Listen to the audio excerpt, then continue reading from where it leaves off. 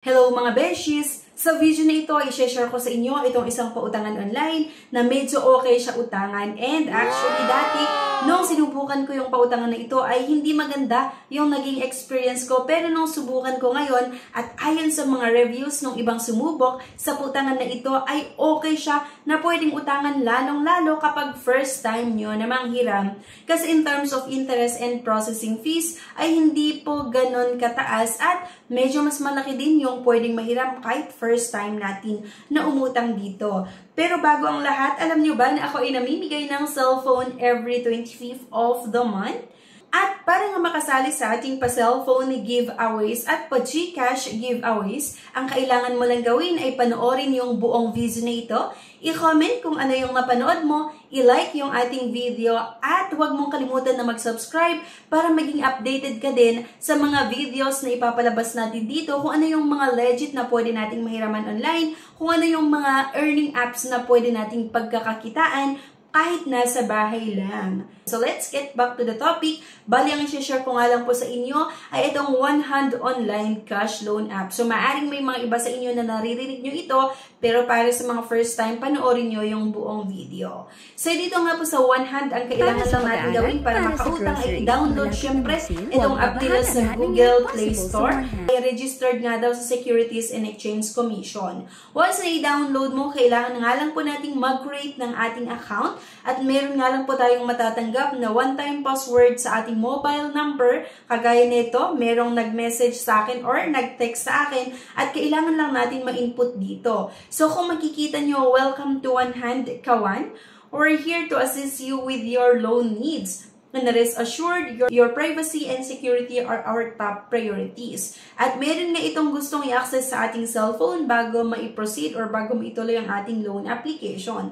Ang isa nga ay yung device data, yung camera, yung SMS, at yung device application. So, allow One Hand to make and manage phone calls. Nasa sa inyo naman kung gusto nyo ay hindi to send and view SMS messages, allow or don't allow. So, option nyo pa rin naman yan. At to expedite the lending process and increase the success rate of approval, be sure to authorize permit and see application usage. So, dito nga mga beshes, kailangan lang nating i-on itong allow usage access. And turn on message notifications at borrow now. Click nga lang po natin yan. Pero dito nga kasi mga beshes, application assessment agad tayo mga beshes. And I think nag-try na ulit ako na nag-apply dito. Kaya ayan yung lumabas. And we are now verifying your application. So agad-agad mga beshes. And habang inaantay natin yung pag-verify nga nila, pag-process nila ng aking loan application, check na natin yung withdrawal method. So pwede via GCash or via e-wallets and pwede rin via bank. So ito nga yung mga bangko na pwede sa BDO, BPI, pero sa akin nga, GCash yung pinili natin. So ilalagay ko nga lang yung mobile number or yung aking GCash number. And ayan, default number and no account click, pwede nyo i-click din yung apply now kung wala pa kayong account. So, click nga lang po natin yung submit and nakakaloka mga beshes kasi agad-agad decline daw yung loan application ko. Pero ito nga daw naman mga beshes ay registered sa Securities and Exchange Commission. So, doon na-decline yung loan application ko. Marami akong nabasa na mga reviews dito sa One Hand sa Google Play Store na naging okay yung experience nila. Pero kasi nung sinubukan ko ito last time, itong One Hand, naging okay din yung experience ko dito. At nag-offer ito ng 3,000 na amount at hindi rin ganun kataas yung interest and yung processing fees. At nung nag-check din ako sa ibang mga reviews dito ay medyo okay yung naging experience ng ibang sumubok. Pero yun nga po sabi ko sa inyo, before kasi nung sinubukan ko talaga itong One Hand, hindi maganda yung naging experience ko. Pero nung itry ko last month, naging okay naman siya in terms of interest and processing fees.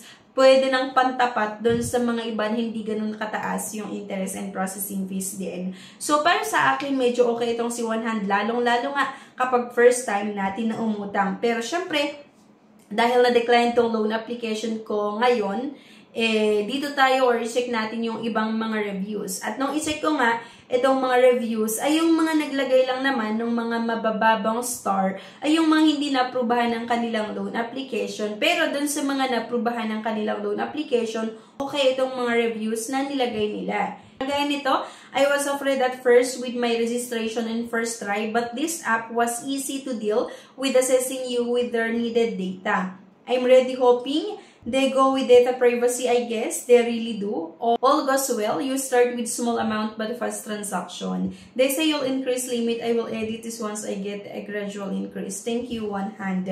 And next, easy application and transaction, though you won't get the amount that you applied for. Their customer service is nice and helpful, and this app is a big help if you need. Next, the amount is very flexible, interest is not high, and the application is very convenient. The information is also very clear. I will always pay attention. It is a formal and reputable application. Next, easy and fast loaning app. In less than 5 minutes, my loan got approved. The interest is much lower compared to others. Ito yung sinasabi ko kanina na mas mababa yung interest nitong si One Hand, and I just wish that there's an option to extend the due date up to 30 days. Great end job when it comes to service. Thank you. And sabi pa ng isa, most trustworthy and reliable. I like how balanced their installment repayment and the length of it, which is 4 months at best max. The credit limit is also enough for me, and it keep increasing by, of course, being a good payer. I've been borrowed for half a year now and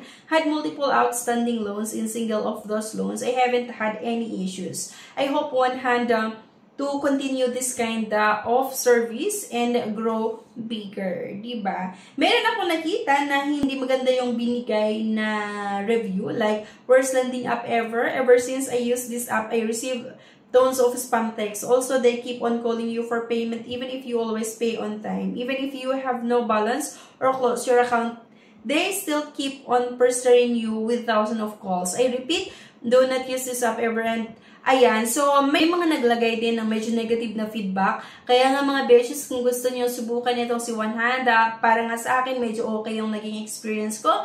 Pero mas maganda na rin talaga na gumawa na lang din kayo ng sarili niyong research. Maari nga kasi na okay yung experience ko. Okay yung naging experience ng mga iba na sumubok dito, pero meron pa rin yung mga hindi maganda yung kanilang experience. So, case-to-case basis kasi yan. Kaya, ayun, option nyo pa rin talaga kung gusto nyo nga subukan itong One Hand. So, yan lang. Thank you for watching and see you on my next video. Bye-bye!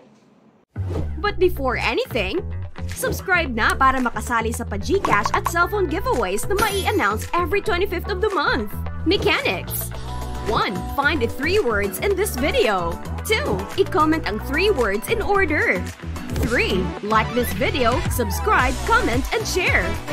If declined sa bank and other loan apps, pwede niyong subukan yung ibang options. See the links sa description at sa comment section below. Click the link and apply. Disclaimer: try or apply at your own risk. Let's get back to the topic.